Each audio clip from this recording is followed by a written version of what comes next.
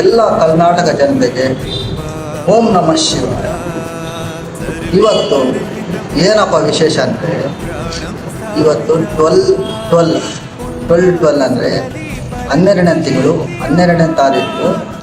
ವರ್ಷದಲ್ಲಿ ಬರೋ ಇದು ಒಂದು ದಿನ ತುಂಬ ಪವರ್ಫುಲ್. ಏನಕ್ಕಪ್ಪ, ಏನು ವಿಶೇಷ ಇವತ್ತು?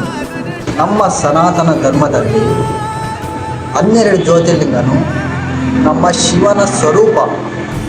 ಇವತ್ತು ನಾವು 12 ಗಂಟೆ 12 ನಿಮಿಷ 12ನೇ ತಾರೀಕು 12ನೇ ತಿಂಗಳ ಇದರಲ್ಲೇನಲ್ಲೂ ನಾವು 12 ಸತಿ ಓಂ ನಮಃ ಶಿವಾಯ ಜಪ ಮಾಡಿದರೆ ನಾವು 12 ಜ್ಯೋತಿರ್ಲಿಂಗನು ದರ್ಶನ ಮಾಡಿರೋ ಪುಣ್ಯ ನಮಗೆ ಸಿಗುತ್ತೆ.